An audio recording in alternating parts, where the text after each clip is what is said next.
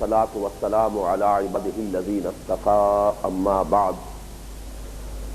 فأعوذ بالله من الشيطان الرجيم بسم الله الرحمن الرحيم فإذا لقيتم الذين كفروا فضرب الرقاب حتى إذا أثخنتموهم فشدوا الوثاق فإما ممن بعد وإما فداء حتى تضع الحرب أوزارها ذلك ولو يشاء الله لانتصر منهم ولكن ليبلو بعضكم ببعض والذين قتلوا في سبيل الله فلن يضل أعمالهم وقال تبارك وتعالى يا أيها الذين آمنوا إذا لقيتم الذين كفروا زحفا فلا تولوهم الأدبار ومن يولهم يومئذ دبره إلا متحرفا لقتال أو متحيزا إلى فئة فقد باء بغضب من الله ومأواه جهنم وبئس المصير وقال عز وجل يا أيها الذين آمنوا إذا لقيتم فئة فاثبتوا واذكروا الله كثيرا لعلكم تفلحون وأطيعوا الله ورسوله ولا تنازعوا فتفشلوا وتذهب ريحكم واصبروا إن الله مع الصابرين وقال جل وعلا وأعدوا لهم ما استطعتم من قوة ومن رباط الخيل ترهبون به عدو الله وعدوكم وآخرين من دونهم لا تعلمونهم اللہ یعلمهم وما تنفقوا من شيء في سبيل الله يوفى إليكم وأنتم لا تظلمون وقال عز وجل وإما تخافن من قوم خيانة فانبذ إليهم على سواء إن الله لا يحب الخائنين صدق الله العظيم رب اشرح لي صدري ويسر لي أمري واحلل عقدة من لساني يفقهوا قولي اللهم ربنا الہمنا رشدنا واعذنا من شرور انفسنا اللهم ارنا الحق حقا وارزقنا اتباعه وارنا الباطل باطلا وارزقنا اجتنابه آمین یا رب العالمین۔ گزشتہ 3 نشستوں میں ہم نے مطالعہ قرآن حکیم کے اس منتخب نصاب کے حصہ پنجم کے درس پنجم پر گفتگو کی ہے۔ عنوان ہے اذن قتال سے حکم قتال تک۔ جہاں تک اس عنوان کا تعلق ہے گفتگو اس پر مکمل ہو چکی ہے، لیکن اس سے پہلے کہ ہم غزوہ بدر کے ضمن میں گفتگو کا آغاز کریں، اس نشست میں میں چاہتا ہوں کہ قتال فی سبیل اللہ کے ضمن میں ایک تو ابدی ضابطہ جو دیا گیا ہے سورہ محمد صلی اللہ علیہ وسلم کی آیت نمبر 4 میں، جو نہایت اہم ہے اور جس پر پوری طرح توجہ نہ دینے کے باعث منکرین حدیث اور منکرین سنت کو خاص طور پر جو غلامی کا مسئلہ ہے اسلام میں، اس پر حرف زنی کا موقع ملا ہے اور اس کے خلاف عام مسلمانوں کو انہوں نے برگشتہ کیا ہے، برانگیختہ کیا ہے۔ اس کے ساتھ ہی قتال فی سبیل اللہ کے ضمن میں 4 جو مستقل ہدایات ہیں ان کو بھی ہم ذرا اختصار کے ساتھ سمجھ لیں،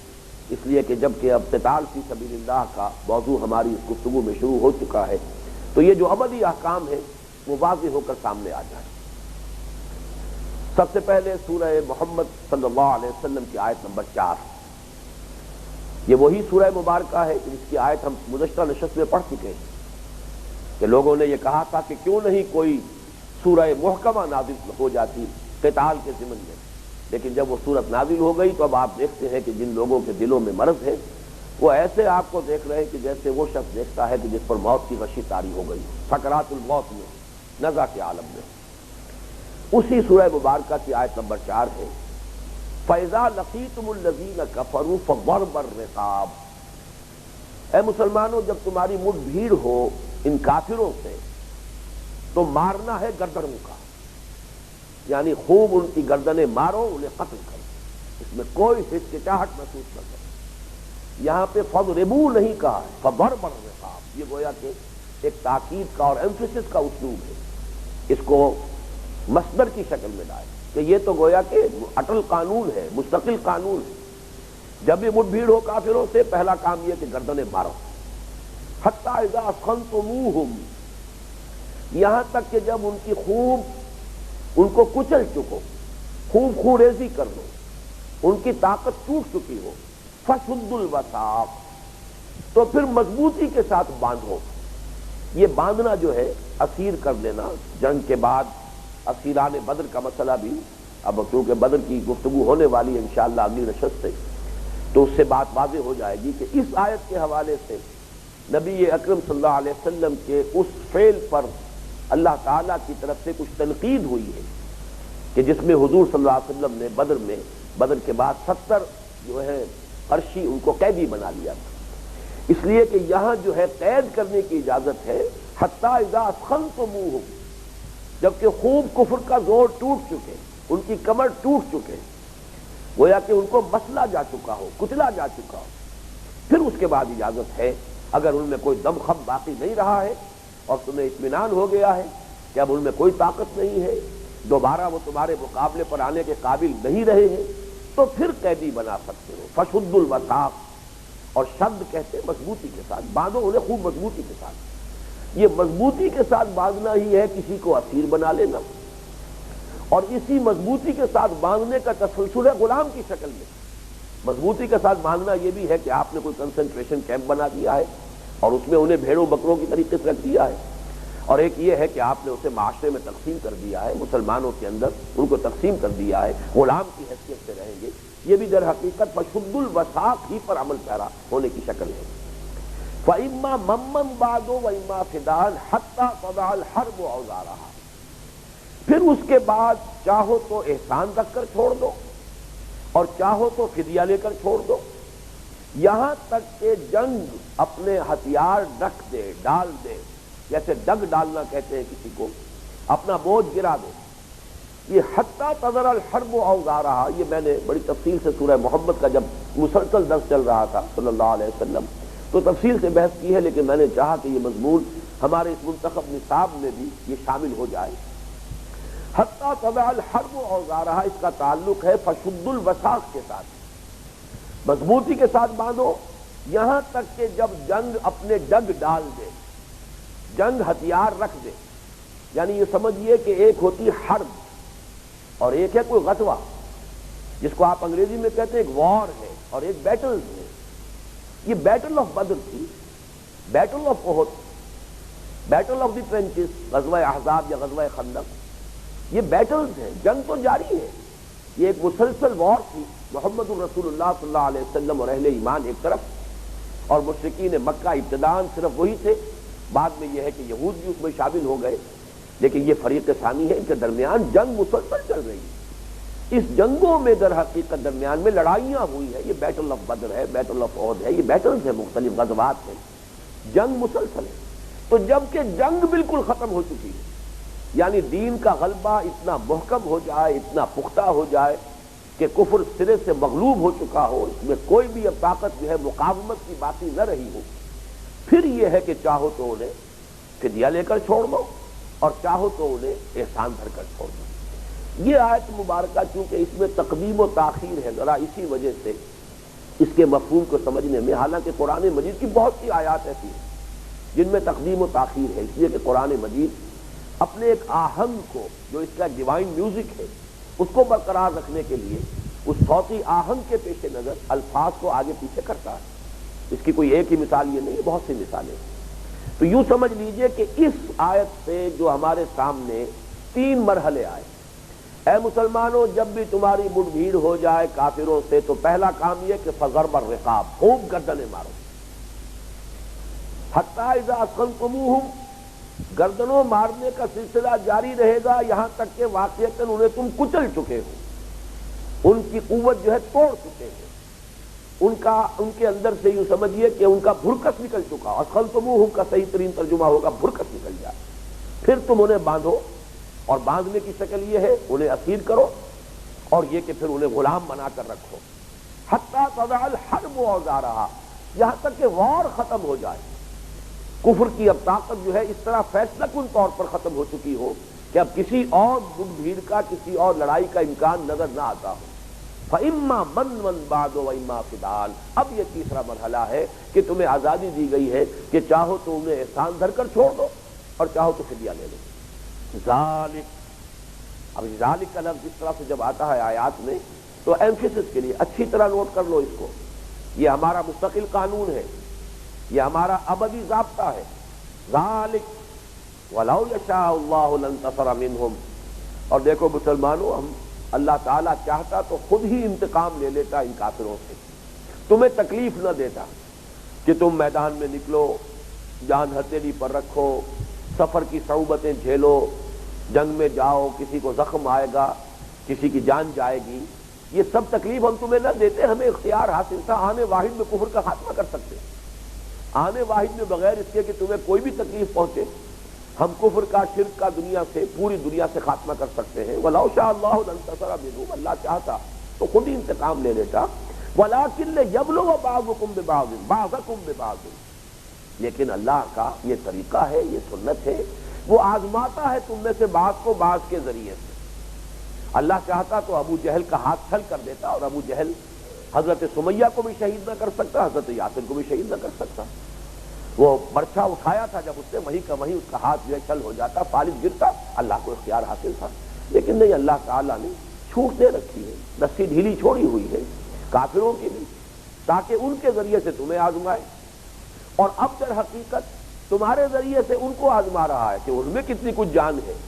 وہ اپنے عقائد باطلہ کے لیے کتنی کچھ قربانی دے سکتے ہیں۔ تو یہ تو در حقیقت اللہ کی سنت ہے، آزمائش، اس لیے کہ دنیا کی زندگی کا فلسفہ ہی ادروح قرآن یہ ہے، خلق الموت والحیات لیبلوکم ایکم احسن عملا، قلزم ہستی سے تو ابرا ہے مانند حباب، اس زیاں خانے میں تیرا امتحان ہے زندگی۔ تو فرمایا وَلَوْ يَشَاءُ اللَّهُ لَانتَصَرَ مِنْهُمْ وَلَٰكِن لِيَبْلُوَ بَعْضَكُم بِبَعْضٍ وَالَّذِينَ قُتِلُوا فِي سَبِيلِ اللَّهِ فَلَن يُضِلَّ أَعْمَالَهُمْ، اور وہ لوگ کہ جو اللہ کی راہ میں قتل ہو جائے تو اللہ ان کے اعمال ضائع نہیں کرے گا۔ وہی ری ایشورنس، ہرگز یہ نہ سمجھنا کہ تم پر کوئی ظلم ہوگا، حق تلفی ہوگی، تمہاری یہ جانثاریاں، تمہاری یہ سرفروشیاں، تمہاری یہ جاں فشانیاں رائے گاں چلی جائیں گی، نہیں، فلن یضل اعمالهم، اللہ تعالیٰ ان کے اعمال کو ہرگز ضائع کرنے والا نہیں۔ یہ ہم پڑھ چکے ہیں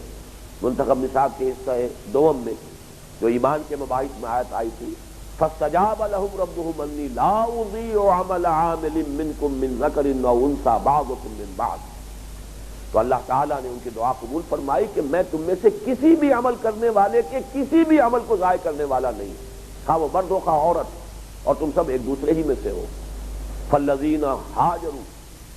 وأوذوا فی سبیلی وقاتلوا وقتلوا واخرجوا من دیارہم، تو وہ لوگ جنہوں نے اتنے بڑے بڑے کارہائے نمایاں کیے، اتنی بڑی بڑی قربانیاں دی ہیں میرے لیے، میرے دین کے لیے، میری راہ میں، فالذین ہاجروا، جنہوں نے ہجرت کی، واخرجوا من دیارہم، اپنے گھروں سے نکال دیے گئے، وأوذوا فی سبیلی، میری راہ میں انہیں تکلیفیں دی گئیں، وقاتلوا وقتلوا، انہوں نے جنگ کی اور قتل ہوئے، جانیں دے دی، لأکفرن عنہم سیئاتہم وَلَأُدْخِلَنَّهُمْ جَنَّاتٍ تَجْرِی مِن تحتها الانہار ثوابا من عند اللہ واللہ عنده حسن الثواب۔ یہ ہمارے اس منتخب نصاب میں حصہ دوم کا غالباً درس دوم ہے، سورہ آل عمران کے آخری رکوع کی آیات۔ یہ آیت میں نے جیسا کہ عرض کیا بہت اہم ہے، ایک تو اس حوالے سے بات سمجھ میں آئے گی، حضور کا جو فیصلہ تھا، حضرت عمر کو اس سے اختلاف تھا، غزوہ بدر کے بعد ان کی رائے یہ تھی کہ ان سب کو قتل کر دیا جائے، اس لیے کہ اگر ہم ان کو چھوڑ دیں گے فدیہ لے کر تو یہ پھر آئیں گے ہم پر حملہ آور ہوں گے، بلکہ حضرت عمر کی تو رائے یہ تھی کہ جو ہم میں سے جتنا قریبی رشتہ دار ہو ان قیدیوں میں سے کسی کا، وہ اپنے ہاتھ سے اسے قتل کرے۔ پھر انصار میں سے حضرت سعد بن معاذ رضی اللہ تعالیٰ عنہ، ان کی بھی رائے یہی تھی، بلکہ واقعہ آتا ہے کہ جب مسلمان پکڑ رہے تھے، قیدی بنا رہے تھے، اور یہ چونکہ ان کے ہاں روایت چلی آ رہی تھی، ابھی قانون تو آیا ہی نہیں تھا کہ کیا بنے گا ان قیدیوں کا اور کیا معاملہ ہوگا ان کے ساتھ اور کیا مال غنیمت کا حکم آئے گا۔ عام طور پر عرب میں یہ رواج تھا کہ جس کے حصے جو شے آ گئی، جس نے جس کو پکڑ لیا وہ اس کا غلام ہو گیا، جس نے جو مال جمع کر لیا وہ گویا کہ اس کا ذاتی ملکیت ہو کر مال غنیمت میں اس کا حصہ بن گیا۔ تو اس اعتبار سے جب لوگ بجائے ان کو کافروں کو قتل کرنے کے کوشش کر رہے تھے کہ زندہ پکڑ لیں گے، قید کر لیں گے تو ہمیں فدیہ ملے گا، کوئی نہ کوئی تاوان دے کر ہی انہیں چھڑوائیں گے، اگر قتل کر دیتے تو بات ختم ہو گئی، ہمارے ہاتھ پلے تو کچھ نہیں آئے گا۔ تو حضرت سعد ابن معاذ کو حضور نے دیکھا کہ ان کے چہرے پر بڑی ناگواری کے آثار ہیں۔ حضور نے پوچھا کیا معاملہ ہے سعد، کس وجہ سے تمہیں یہ ناگواری؟ تو انہوں نے وہی بات عرض کی جو کہ حضرت عمر کی تھی، کہ اس وقت تو ضرورت ہے کہ اس طاقت کو کچلا جائے، ان کو قتل کیا جائے، ان کو قیدی بنانا خلاف مصلحت ہے۔ بعد میں پھر انہی دونوں حضرات کی رائے کے مطابق قرآن مجید میں سورہ انفال کی اس آیت کا بھی ہم مطالعہ کریں گے۔ میں نے اس لیے چاہا کہ اس کو یہاں اچھی طرح سمجھ لیجیے کہ اس کے مطابق پھر جو ہے وہ آیت نازل ہوئی اور گرفت ہوئی کہ یہ کام صحیح نہیں ہوا۔ البتہ چونکہ یہاں ججمنٹ کا فیصلہ جو ہے وہ تو ظاہر بات ہے کہ ایک شخص کے اپنے ہاتھ میں ہے۔ یہاں جو فرمایا ہے حتی اذا اثخنتموہم، جبکہ تم انہیں خوب کچل لو۔ اب یہ کہ کچلے گئے یا نہیں گئے یہ ججمنٹ ہے، یہ تو ایک رائے ہے۔ اگر حضور صلی اللہ علیہ وسلم کی رائے یہ تھی کہ کفر کی جو ہے اصل میں جان نکل گئی ہے اور ان کے اندر سے قوت جو ہے ختم ہو گئی اور آپ نے یہ فیصلہ کر لیا، تو اس پر پھر یہ تو ہوا کہ اللہ تعالیٰ نے فرمایا کہ یہ ٹھیک نہیں ہوا، لیکن چونکہ ہماری طرف سے یہ اختیار آپ کو دیا جا چکا تھا اور یہ آیت پہلے قرآن میں نازل ہو چکی ہے، لہذا ٹھیک ہے جو آپ نے کیا ہے صحیح ہے، مسلمانوں مال غنیمت جو ہے تمہیں ملا ہے کھاؤ۔ یہ آیت ہم پڑھیں گے انشاءاللہ بعد میں۔ بہرحال یہ ہے در حقیقت ابدی چارٹر جو ہے قتال فی سبیل اللہ کا۔ جب بھی کوئی دعوت اسلامی، کوئی انقلابی جدوجہد اس مرحلے میں آ جائے گی تو پہلا مرحلہ ہے ضرب الرقاب، گردنوں کا مارنا ہے، یہاں تک کہ بھرکس نکل جائے جو مقابل کی قوت ہے ان کا۔ اس کے بعد اختیار ہے کہ انہیں شد الوثاق، مضبوطی سے باندھ لو، اور یہ باندھنا اس طریقے سے بھی ہوگا کہ آپ نے ان کو اسیر بنا لیا ہے جنگ کے موقع پر اور پھر ان کو تقسیم کر دیا ہے، مسلمانوں کے غلام بن کر رہے، تو گویا کہ یہ بھی ایک طرح کا شد الوثاق ہی ہے۔ یہاں تک کہ جب بالکل آخری فیصلہ ہو جائے، کفر کی طاقت ختم، وار جو ہے it comes to an end finally, اب اختیار حاصل ہے کہ چاہو تو ویسے ہی احسان دھر کر چھوڑ دو اور چاہو تو فدیہ لے کر چھوڑ دو۔ اس سے پہلے اگر یہ قدم کیوں اٹھایا جائے گا تو یہ گویا کہ حکمت کے خلاف ہے، مصلحت کے خلاف ہے، یہ تو کفر کو دوبارہ تقویت پہنچانے والا جو ہے مسئلہ ہو جائے گا، اور یہی ہوا ہے۔ جو بھی گئے تھے بچ کر ان کی اکثریت ایک سال کے بعد آ گئی ہے اور احد میں وہ چڑھ کر آئے ہیں بڑی طاقت کے ساتھ، زور شور کے ساتھ۔ اگر ان سب کا جو ہے اس وقت جو حضرت عمر کی رائے تھی، جو حضرت سعد بن معاذ کی رائے تھی، جو خود قرآن مجید میں اللہ تعالیٰ کی طرف سے بات آئی، اس پر عمل ہوا ہوتا تو یہ حوصلہ جو ہے قریش کو ایک ہی سال کے بعد دوبارہ لشکر کشی کرنے کا یہ ان کے اندر پیدا نہ ہوتا۔ اب آئیے وہ ابدی ہدایات۔ سب سے پہلی ہدایت یہ آیت ایک پہلے ہماری سابقہ نشست میں آ بھی چکی ہے، یہ اب سورہ انفال کی آیت ہے۔ یا ایھا الذین آمنوا اذا لقیتم الذین کفروا زحفا، اہل ایمان جب تمہاری مٹ بھیڑ ہو جائے کافروں سے لشکر کشی کی صورت میں،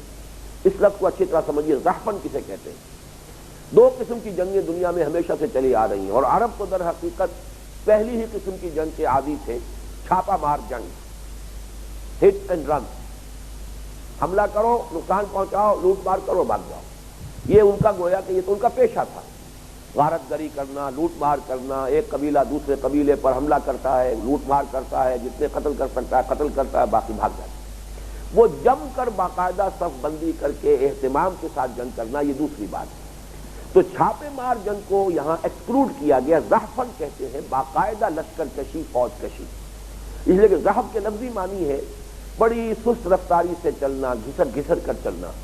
اس لیے کہ جب لشکر موو کرتا ہے تو اس کی رفتار تیز نہیں ہوتی۔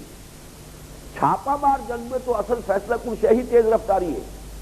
برق رفتاری کے ساتھ جائیے، حملہ کیجیے اور برق رفتاری کے ساتھ ہی وہاں سے بھاگ آئیے۔ یہی چھاپا مار جنگ تھی کہ جس نے روس جیسی سپر پاور جو ہے ان کو گھٹنے ٹیکنے پر مجبور کر دیا، اس لیے کہ ٹیرین بھی در حقیقت افغانستان کا اس کے لیے بہت موافق تھا اور افغان جو ہے اس کے بہت ماہر تھے۔ تو چھاپا مار جنگ کا مسئلہ اور ہے، لیکن جب آپ فوج کشی کر رہے، لشکر لے کر چل رہے، تو لشکر کے ساتھ تو ظاہر بات ہے ساز و سامان بھی ہے، اس کی فارمیشن ہے، کوئی تیز چلنے والا ہے اسے بھی ساتھ دینا پڑے گا لشکر کا، تو لشکر تو آہستہ موو کرتا ہے۔ اس لیے لفظ زحف کہتے ہیں جب باقاعدہ فوج کشی ہو، جب اس صورت میں تمہارا مقابلہ ہو جائے، فلا تولوہم الادبار، تو اب انہیں پیٹھ دکھانے کا تمہیں اختیار نہیں ہے، مت انہیں پیٹھ دکھانا، اب جمے رہو یا جان جائے اور یا فتح نصیب، اس کے سوا تیسرا الٹرنیٹو تمہارے سامنے کبھی نہ آئے۔ فلا تولوہم الادبار،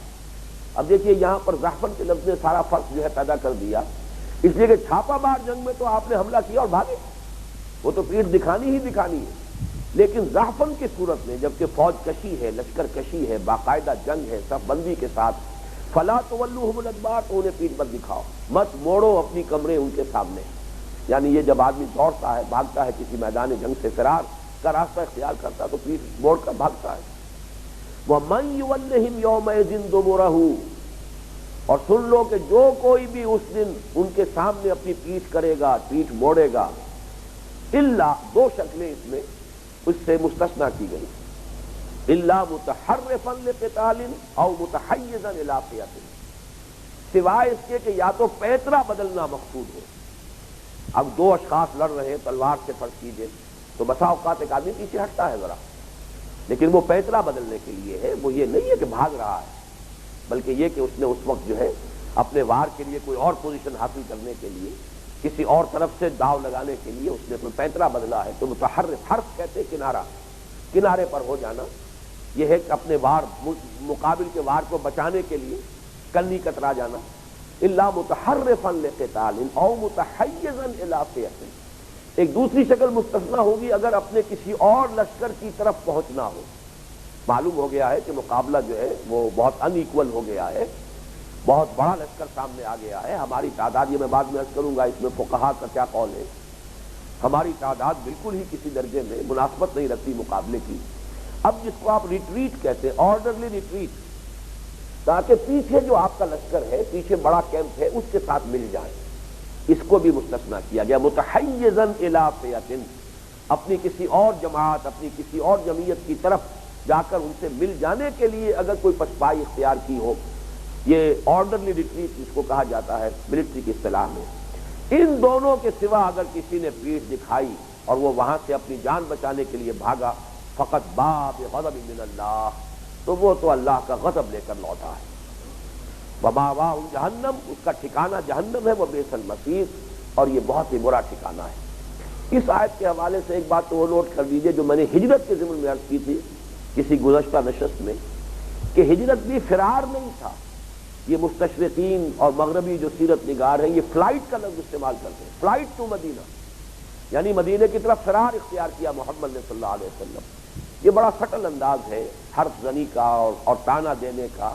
اور یہ بڑے اس طرح کے سٹل انداز میں ہمارے جو عام ریڈر ہے، عام پڑھنے والا ہے، نوجوان ہے، تعلیم یافتہ ہے، تو اس کے ذہن کے اوپر جو ہے بالکل انکانشیسلی اس کے ذہن کے اوپر ایک امپریشن ڈالتے ہیں. وہ فلائٹ نہیں، وہ بھی یہی تھا کہ ایک فئہ، ایک جماعت، ایک جمعیت اب مدینے کے اندر اللہ نے فراہم کر دی ہے. اب اس مورچے کی طرف جا رہے ہیں محمد الرسول اللہ صلی اللہ علیہ وسلم اور آپ کے ساتھی اہل ایمان، تاکہ وہاں سے لانچ کریں اب اپنی تحریک جو ہے، اپنی انقلابی جد و جہد جو ہے، اس کے لیے بیس اللہ نے عطا کیا ہے. وہاں جانا ہے،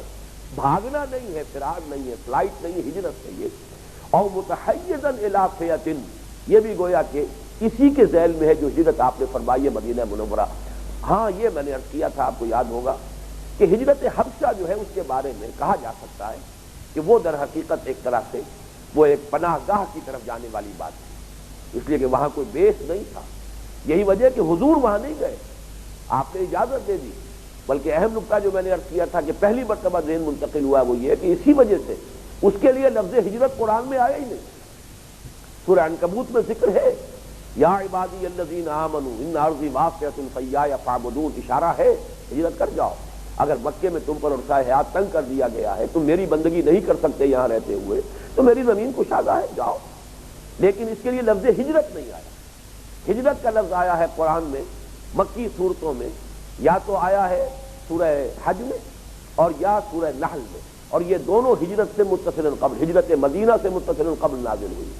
تو ہجرت یہی ہے حقیقت میں جو ہجرت مدینہ ہے. سیرت کی کتابوں میں ہجرت حبشہ کا لفظ استعمال ہو جاتا ہے، لیکن میں یہ سمجھتا ہوں کہ اس سے ایک غلط فہمی پیدا ہوتی ہے. یہ ہجرت اور وہ ہجرت زمین و آسمان کا فرق ہے. وہ واقعتاً ایک پناہ گاہ کی طرف مسلمانوں کو جانے کی اجازت ملی تھی، وہاں اللہ کے رسول نہیں گئے. یہاں در حقیقت مسلمانوں کی ایک جمعیت کے ساتھ جا کر ملنا تھا تاکہ وہاں سے لانچ کر سکے اپنی جو بھی تحریک ہے، اس کا اگلا مرحلہ جو ہے اس کا آغاز کر سکے. دوسری بات یہ نوٹ کیجئے کہ اسی سورہ مبارکہ میں، سورہ انفال میں، اس کی آیات جو ہے 65 اور 66، اس میں قاعدہ بیان ہوا ہے، ان یکم منکم 20 صابرون یغلبوا 200. اے مسلمانوں، اگر تم میں سے 20 بھی ہوئے صبر کرنے والے. اب یہ ساری بحث ہماری صبر کی چل رہی ہے، یہ حصہ ہے پنجم منتخب نصاب کا صبر اور مثابرت کے مباحث پر مشتمل ہے۔ ان یکم منکم 20 صابرون یغلبوا 200، اگر تم میں سے 20 ہوئے صبر کرنے والے وہ 200 پر غالب آئیں گے۔ یہ اللہ کا وعدہ ہے، اس کا مطلب یہ کلام خبریہ اس معنی میں نہیں ہے کہ بس ایک بات جو ہے خبر کے انداز میں کی جا رہی ہے، یہ اللہ کا وعدہ ہے۔ وَإِن يَكُن مِّنكُم مِّائَةٌ يَغْلِبُوا أَلْفًا مِّنَ الَّذِينَ كَفَرُوا، اور اگر تم میں سے 1000 ہوئے، اگر 100 ہوئے تو وہ 1000 کے اوپر غالب آئیں گے ان کافروں کے، بِأَنَّهُمْ قَوْمٌ لَا يَفْقَهُونَ، اور اس وجہ سے کہ ان لوگوں کو سمجھ نہیں ہے۔ یہ بہت اہم نقطہ ہے، اگرچہ یہ چونکہ میرا مقام درس نہیں ہے یہ کہ میں اس میں تفصیل جا سکوں، کہ یہ تفقہ جو ہے اصل میں انسان کو صحیح فہم حاصل ہو تو اس کی جو قوت ہے اس میں اضافہ ہوتا ہے 10 گنا بلکہ 100 گنا۔ جس انسان کو یقین ہے کہ مرنے کے بعد جی اٹھنا ہے اور اصل زندگی آخرت کی ہے، اس کے لیے موت کا کیا خوف؟ اٹس ناٹ دی اینڈ، یہ تو موت ایک زندگی کا وقفہ ہے، یعنی آگے بڑھے کہ دم لے کر موت کیسے کہتے ہیں؟ موت معدوم ہونے کا نام تو نہیں ہے۔ یہ تو جہاں میں اہل ایمان صورت خورشید جیتے ہیں، ادھر ڈوبے ادھر نکلے، ادھر ڈوبے ادھر نکلے، ادھر آنکھ بند ہوگی ادھر آنکھ کھل جائے گی۔ یہ یقین، یہ علم، یہ تفقہ، یہ فہم اگر کسی انسان کو حاصل ہو تو اب اس کے لیے خوف کہاں ہوگا؟ کس سے ڈرے گا؟ موت سے فرار اختیار کرے گا، موت کو تو خوشائند سمجھے گا۔ نشان مرد مومن بات گویم، جو مر گیا تبسم مطلب ہجرت تو اس کا مقصود و مطلوب بن جائے گی۔ شہادت ہے مطلوب و مقصود مومن، نہ مال غنیمت نہ کشور کشائی۔ تو اس اعتبار سے نوٹ کیجیے، کیونکہ انہیں تو سمجھ ہے ہی نہیں، یہ اسی زندگی کو زندگی سمجھتے ہیں، یہی کا عیش و آرام انہیں مرغوب ہے، پسندیدہ ہے، لہذا کہاں ان کی طاقت، کہاں تمہاری طاقت۔ تمہیں اگر یہ ایمان کی دولت نصیب ہے تو تم میں سے اگر 100 ہوں گے 1000 پر غالب آئیں گے۔ لیکن اگلی آیت میں فرمایا الآن خفف اللہ عنکم،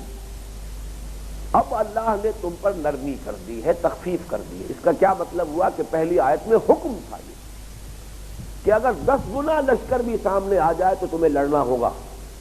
اللہ کا وعدہ ہے کہ اللہ مدد کرے گا اور تمہیں فتح حاصل ہوگی۔ اس لیے کہ اب جو فرمایا کہ الآن خفف اللہ عنکم وعلم ان منکم ضعفا، اللہ تعالیٰ کو معلوم ہے کہ تمہارے اندر ایک کمزوری پیدا ہو چکی ہے۔ یہ آیت ظاہر بات ہے کہ بہت بعد میں نازل ہوئی ہے، ایسا نہیں ہو سکتا کہ فوراً ہی نازل ہو گئی ہو کہ ایک ہی وقت میں یہ بھی کہا جا رہا ہو کہ تم 10 گنا کے مقابلے میں لڑ جاؤ اور اسی وقت ساتھ ہی کہہ دیا جائے کہ صرف دگنے کا مقابلہ کرو، بلکہ معلوم ہوتا ہے کہ یہ آیت، اور میرے پاس اس کا ایک ثبوت ہے، غزوہ موتا میں 33 گنا لشکر سے صحابہ لڑ پڑے۔ اگر یہ آیت پہلے نازل ہو چکی ہوتی تو دلیل کے طور پر کوئی پیش کرتا کہ اللہ تعالیٰ نے ہمیں حکم نہیں دیا لڑنے کا۔ 3000 کا لشکر لے کر گئے تھے، حضرت زید ابن حارثہ رضی اللہ تعالیٰ عنہ کے سربراہ تھے، پھر آپ کو معلوم ہے کہ حضرت جعفر طیار، حضرت عبداللہ ابن رواحہ رضی اللہ تعالیٰ عنہم بلکہ تینوں شہید ہوئے ہیں اس میں، پھر حضرت خالد نکال کر لائے ہیں، اور اس وقت ان کے درمیان یہ بات آئی تھی کہ آیا ہمیں لڑنا چاہیے یا نہیں، تو سب نے یہ کہا کہ ہمیں تو شہادت مطلوب ہے، کسی شخص نے یہ دلیل پیش نہیں کی۔ تو میرا تو اندازہ یہ ہے کہ یہ آیت جو ہے بالکل آخری دور میں نازل ہوئی حضور صلی اللہ علیہ وسلم کی حیات طیبہ کی۔ لیکن ہوتا ہے قرآن مجید میں کہ بسا اوقات 10 سال کے بعد جو آیات نازل ہوئی ہیں وہ بھی ساتھ ہی جس آیت کی وہ ترمیم کے اندر یا جزوی تنسیخ کے طور پر آیت نازل ہوئی ہے اس کے ساتھ ہی اس کو شامل کر دیا گیا، جیسے کہ سورہ مزمل کے اندر جو دوسرا رکوع ہے اس کا میری تحقیق کے مطابق وہ ایک آیت نہیں 2 آیات ہے، اور اس کا پہلا حصہ جو ہے وہ تو تقریباً 1 سال کے بعد ہی نازل ہو گیا، اور دوسرا حصہ کم سے کم 10 سال بعد، اور ہو سکتا ہے کہ مدینے میں نازل ہوا، لیکن ساتھ ہی رکھا ہوا۔ یہ قرآن مجید کے اندر اس کی بہت سی مثالیں ہیں، میرے نزدیک یہاں بھی ایسا ہی ہے، اس لیے کہ اتنا فرق 1 اور 5 کا فرق ہو گیا۔ پہلے کہا جا رہا ہے کہ اگر تم 20 ہو، اگر صابر ہو تو تم 200 پر غالب آ جاؤ گے، یعنی لڑو، کہ اس دکھانے کا تمہیں حق حاصل نہیں، تم یہ نہیں کہہ سکتے کہ بہت ان ایکول مقابلہ ہو گیا۔ اگر تم 1000 ہو، 100 ہو تو 1000 کے خلاف لڑو، 1000 ہو تو 10,000 کے خلاف لڑو۔ لیکن اس کے بعد آیت فرما رہی ہے الآن خفف اللہ عنکم وعلم ان فیکم ضعفا، اب اللہ نے تم پر بوجھ کم کر دیا، تخفیف کر دی تمہاری ذمہ داری میں، اس کے علم میں ہے کہ اب تمہارے اندر ضعف پیدا ہو چکا ہے، یعنی تمہارا اوسط جو ہے وہ گر گیا ہے۔ مومنین صادقین ظاہر بات ہے کہ ان کا تو وہی جوش و جذبہ تھا، لیکن جو نئے لوگ اب آ رہے ہیں مدنی دور کے اندر ان کی وہ کیفیت تو نہیں ہے۔ اس اعتبار سے جو اوسط ہے وہ مسلمانوں کا گرا ہے۔ تو فرمایا فَإِن يَكُن مِّنكُم مِّئَةٌ صَابِرَةٌ يَغْلِبُوا مِئَتَيْنِ، اب اگر تم میں سے 100 ہوں گے صبر کرنے والے تو وہ 200 پر غالب آئیں گے۔ وَإِن يَكُن مِّنكُم أَلْفٌ يَغْلِبُوا أَلْفَيْنِ بِإِذْنِ اللَّهِ، اور اگر 1000 ہوئے تو 2000 پر غالب آئیں گے۔ وَاللَّهُ مَعَ الصَّابِرِينَ، اللہ صبر کرنے والوں کے ساتھ ہے۔ اس سے فقہا نے یہ حکم نکالا ہے کہ اگر دگنی جمعیت ہو تو اس سے تو پیٹھ دکھانے کا حق ہی نہیں، اجازت ہی نہیں، اس سے تو لازماً لڑنا ہوگا ان آیات کی روح سے۔ البتہ اگر اس سے زیادہ کا معاملہ ہو تو پھر یہ اختیار کی شکل کوئی انسان جو ہے اپنے فیصلے کو اپنے ہاتھ میں لے سکتا ہے۔ تو پہلی ہدایت تو یہ آئی کہ جنگ اب شروع ہو گئی ہے، یہ مرحلہ آغاز ہو چکا ہے اس کا، اب دیکھو تمہیں کہیں پیٹھ دکھانے کا مرحلہ نہ آ جائے۔ دوسری ہدایت یا ایھا الذین آمنوا اذا لقیتم فئۃ فاثبتوا واذکروا اللہ کثیرا لعلکم تفلحون، یہ بھی سورہ انفال کی آیت نمبر 46 ہے۔ اہل ایمان جب تمہارا مقابلہ ہو جائے کسی لشکر سے، کسی گروہ سے، فاثبتوا، نمبر 1 حکم ثابت قدم رہو، یہ تو وہی بات ہو گئی جو پچھلی آیت میں آ چکی ہے، اسے انہیں پیٹھ مت دکھاؤ، فلا تولوہم الادبار، اس کو وہاں پر کہا گیا تھا منفی اسلوب میں، یہاں مثبت انداز میں فاثبتوا، ثابت قدم رہو، جمے رہو۔ واذکروا اللہ کثیرا لعلکم تفلحون، اور اللہ کا ذکر کرو کثرت کے ساتھ تاکہ تم فلاح پاؤ۔ یہ وہ مضمون ہے کہ جو ہم سورہ عنکبوت کے 5ویں رکوع کے حوالے سے بڑی تفصیل سے پڑھ چکے ہیں۔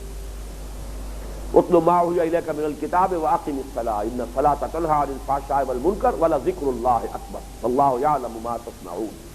تو ذکر اللہ ہے جو تمہارے لیے تعلق مع اللہ کا ذریعہ بنے گا، تعلق مع اللہ تمہارے صبر کے لیے بنیاد ہے، سہارا ہے۔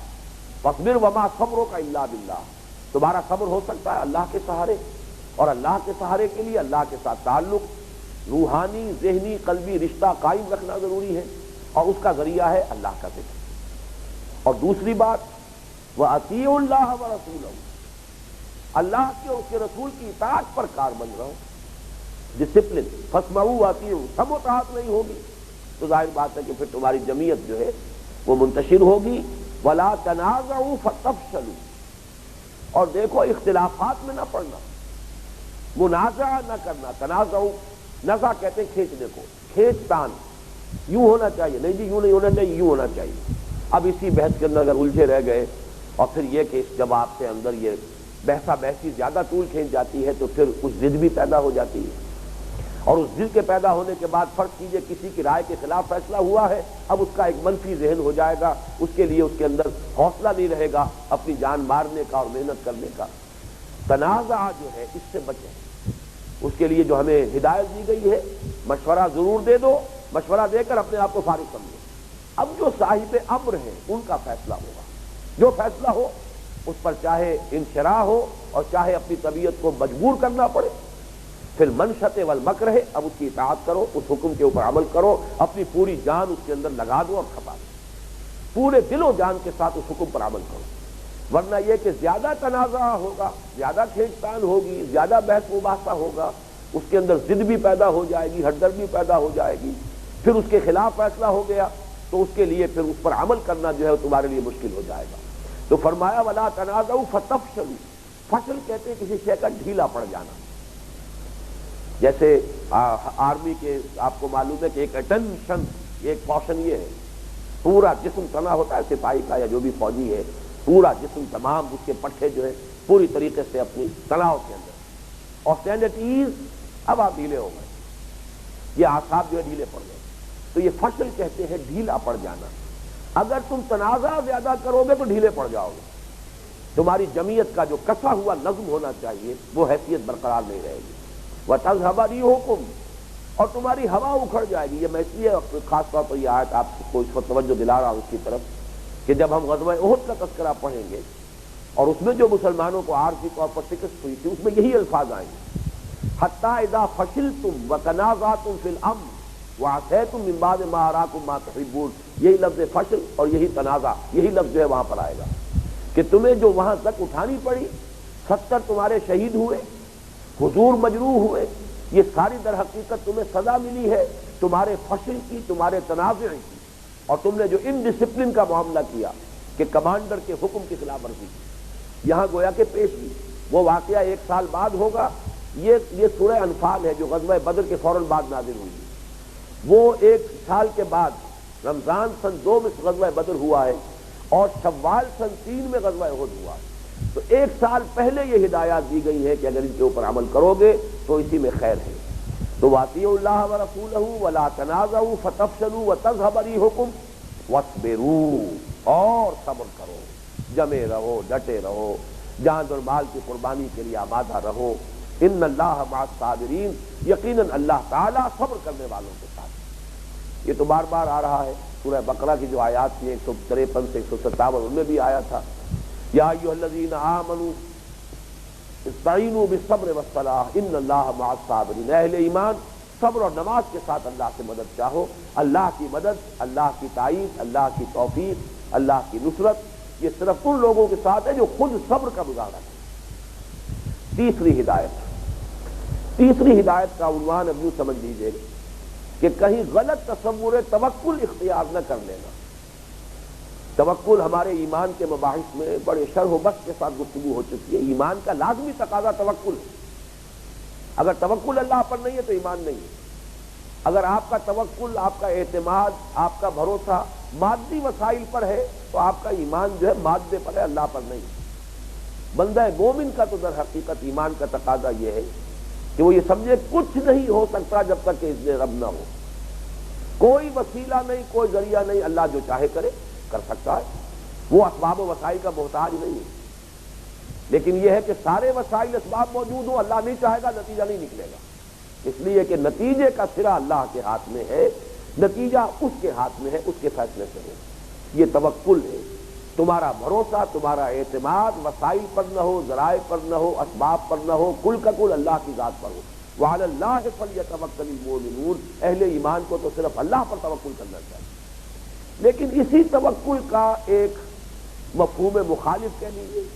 ایک منفی نتیجہ یہ نکل سکتا ہے کہ اسباب سے مستغنی ہو جائیں،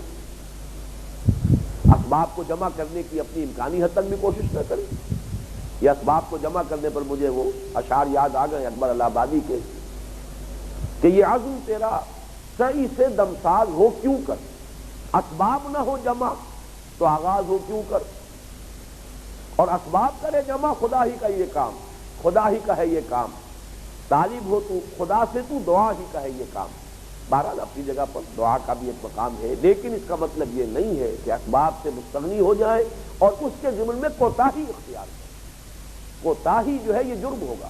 اس کے لیے یہ آیت پڑھ لیجئے، یہ آیت نمبر 60 ہے سورہ انفال کی۔ میں نے سورہ انفال میں سے وہ آیات پہلے نکال دی ہیں کہ جن کی یوں سمجھیے کہ جن کی حیثیت ہے یہ ابدی قوانین ہے، یہ تو گویا کہ یونیورسل ٹروتھ ہے، یہ اللہ کی مستقل اور دائمی ہدایات ہیں۔ قتال فی سبیل اللہ کے ضمن میں یہ بنیادی ہدایات ہیں جو قرآن مجید میں آ رہی ہیں۔ واقعاتی اعتبار سے غزوہ بدر کے ضمن میں جو تبصرہ ہوا ہے وہ پھر انشاءاللہ اگلے درس میں وہ بات سامنے آئے گی۔ تو تیسری ہدایت کیا ہے؟ وَأَعِدُّوا لَهُم مَّا اسْتَطَعْتُم مِّن قُوَّةٍ وَمِن رِّبَاطِ الْخَيْلِ۔ اے مسلمانوں، اعداد کہتے ہیں اسباب فراہم کرنا، سامان فراہم کرنا، اعداد۔ اعدوا لهم، سامان، اسباب، وسائل، اسلحہ امکانی حد تک فراہم کرو۔ ما استطعتم، اس میں کوتاہی ہوئی تو مجرم تم ہو، تم اللہ کے ذمہ ڈال کر بیٹھ جاؤ کہ ہم نے تو اللہ پر توکل کیا، تو یہ تمہاری حماقت ہوگی۔ اعدوا لهم ما استطعتم، اپنی امکانی حد تک اسباب و وسائل، اسلحہ، جو بھی چیزیں فراہم کر سکتے ہو کرو۔ من قوت، طاقت میں سے، اسلحہ میں سے، نفری فراہم کرنی ہے، میکسیمم جو نفری درکار ہے اس کو فراہم کرو، اسی طریقے سے اسلحہ فراہم کرو۔ ومن رباط الخیل، اور گھوڑوں کو رکھو، باندھ کر رکھو، نظر آئے لوگوں کو، اس لیے کہ گھوڑا جو ہے رسالہ، پچھلی زمانے کی جنگ جو ہے سب سے زیادہ اہم جو ہے اہمیت رسالے کی تھی۔ جب گھوڑے چارج کرتے تھے تو ظاہر بات ہے کہ بیچارے وہ پیادہ جو ہے وہ تو ان کے تلے روڑے جاتے تھے، اس اعتبار سے گھوڑے تیار رکھو۔ رباط الخیل ترہبون بہ عدو اللہ وعدوکم، اس طرح تم ڈراؤ گے ان چیزوں کے ذریعے سے اللہ کے دشمنوں کو اور تمہارے دشمنوں کو، جو تمہارے دشمن بھی اللہ کے دشمن بھی، تو کامن انیمی ہے تمہارا، کافر اور مشرک جو ہے وہ اللہ کا بھی دشمن ہے، تمہارا بھی دشمن ہے۔ اگر تم نے ساز و سامان فراہم نہ کیا، اس وقت جو ہمارے ہاں آپ کو معلوم ہے کہ یہ ایٹمک پروگرام جو ہے اس کو ہم ڈیٹرنٹ کی حیثیت کی تو سمجھتے ہیں کہ اس کی اہمیت ہے کہ بھارت کا مقابلہ جو ہے کنونشنل ویپن تعداد ان کی یعنی جو 3 گنا 4 گنا نفری، ان کے اسباب و وسائل، ہوائی جہاز، ان کے پاس ٹینک، ان کے پاس خاص طور پر نیوی کا تو ان کی اور ہماری نیوی کا کوئی مقابلہ ہے ہی نہیں سرے سے۔ اب ایک ہی رہ گیا ڈیٹرنٹ۔ اگر ایٹم بم ہے تو ظاہر بات ہے کہ اسے 10 دفعہ سوچنا پڑے گا، کوئی بھی ایڈونچر کرنے سے پہلے سوچنا پڑے گا کہ یہ معاملہ جو ہے یک طرفہ نہیں ہوگا، بہت بڑی تباہی کا خطرہ بول لے کر ہی کوئی اقدام کیا جا سکتا ہے۔ وہی بات یہاں کہی جا رہی ہے، ترہبون بہ عدو اللہ وعدوکم، تم اگر یہ ساز و سامان فراہم کرو گے، گھوڑے بندھے ہوئے نظر آ رہے ہو کہ بڑے عمدہ جو ہے گھوڑے تیار ہیں اور مسلمان کسی بھی وقت جو ہے مسلمانوں کا رسالہ جو ہے چارج کر سکتا ہے، تو تم ڈراؤ گے، اس سے ڈریں گے تمہارے دشمن بھی، اللہ کے دشمن بھی، وآخرین من دونہم، اور ایک دشمن تو وہ ہے جو تمہارے سامنے ہیں، تم جانتے ہو، سامنے سے حملہ آور ہوتے ہیں، وہ قریش ہیں، کفار مکہ ہیں، وآخرین من دونہم، ان کے سوا بھی ہیں کچھ لوگ، لا تعلمونہم، تم انہیں نہیں جانتے، اللہ یعلمہم، اللہ انہیں جانتا ہے۔ ان سے مراد کیا ہے؟ ایک تو منافقین مارے آستین، تمہاری اپنی صفوں کے اندر جو ہے وہ موجود ہے تمہارا دشمن، جنہیں اے مسلمانوں تم نہیں جانتے۔ یہ جمع کا صیغہ ہے، نبی اکرم صلی اللہ علیہ وسلم کا معاملہ علیحدہ ہو جائے گا۔ ممکن نہیں ہے کہ حضور نہ پہچانتے ہو کہ کون منافق ہے اور کون نہیں،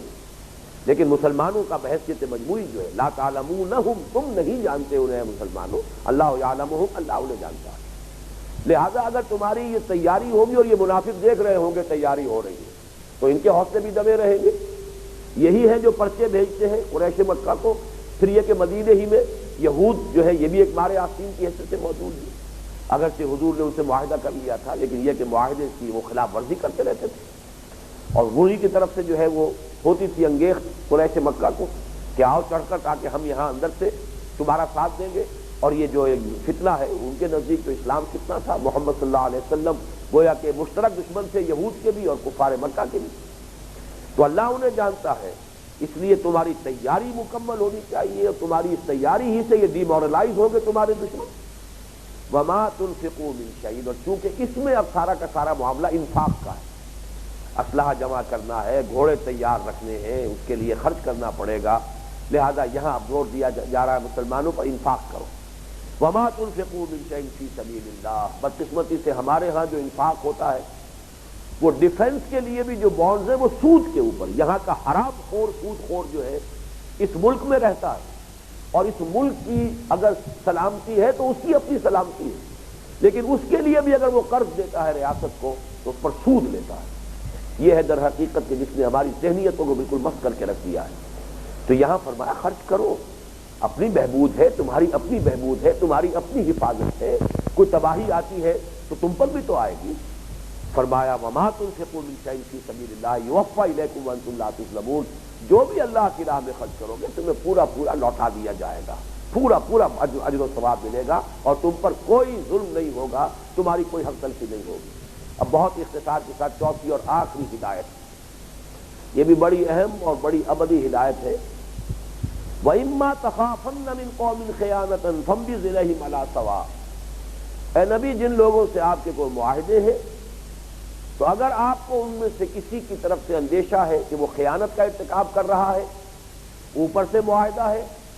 اندر خانے آپ کے خلاف ریشہ دوانی کر رہا ہے، سازش کر رہا ہے، دشمنوں سے ساز باز کر رہا ہے، فَانبِذْ إِلَيْهِمْ عَلَىٰ سَوَاءٍ، تو دیکھیے آپ کو یہ حق نہیں ہے کہ ان کے خلاف کوئی اقدام کریں جب تک کہ وہ معاہدہ ان کی طرف دے نہ مارے، پھینک دیجئے وہ معاہدہ ان کی طرف، معاہدہ پہلے ختم کرے، یہ نہ ہو کہ انہی کی طرح آپ بھی معاذ اللہ، بات سمجھانے کے لیے کہ آپ بھی خیانت اختیار کریں، اوپر معاہدہ ہے اندر خانے آپ ان کے خلاف کارروائی کر رہے ہیں، یہ آپ کے شایع نشان نہیں ہے۔ مسلمانوں کو اپنا جو وقار اور اپنا جو بھی اخلاقی لیول برقرار رکھنا ہے، تو جیسے فرمایا گیا کہ ادفع باللتی ہی احسن، دفاع بھی کرو گے تو بہترین طریقے پر کرو گے، اس میں بھی کسی بے اصولی کا تمہیں اختیار نہیں ہے، اصولوں کے مطابق ہوگا، دیانت کے مطابق ہوگا، اس میں خیانت نہیں ہوگی۔ وَإِمَّا تَخَافَنَّ مِنْ قَوْمٍ خِيَانَةً، اگر آپ کو اندیشہ ہو ہی جائے کہ کوئی قوم جو ہے خیانت کر رہی ہے، کوئی گروہ، کوئی قبیلہ معاہدے کی خلاف ورزی کر رہا ہے، فَانبِذْ إِلَيْهِمْ عَلَىٰ سَوَاءٍ، تو علی سوا کے معنی علی الاعلان، برملا، ڈنکے کی چوٹ، ان کا معاہدہ پھینک دیجئے ان کی طرف، ان کے منہ پر دے ماریے۔ ان اللہ لا يحب الخائنین، اللہ خیانت کرنے والوں کو پسند نہیں کرتا۔ یہ طرز عمل مسلمانوں کے شایع نشان نہیں ہوگا۔ تو یہ گویا کہ 4 ہدایات ہیں ابدی، مستقل، اور یہ ان کی اکثریت جو ہے جیسا کہ میں نے عرض کیا ہے، صرف پہلا جو معاملہ تھا مستقل ضابطہ جو تھا وہ سورہ محمد سے ہے صلی اللہ علیہ وسلم، باقی 4 ہدایات جو ہے یہ سورہ انفال میں، چونکہ غزوہ بدر جب ہو گیا تو گویا کہ یہاں سے اب وہ عام کانفلکٹ بالفعل شروع ہوا ہے، تو آغاز ہی میں گویا کہ یہ ہدایات دے دی گئی ہے۔ اب انشاءاللہ آئندہ نشست سے اب گفتگو ہوگی واقعاتی انداز میں غزوہ بدر کے بارے میں۔ بارک اللہ لی و لکم فی القرآن العظیم ونفعنی وإیاکم بالآیات والذکر الحکیم۔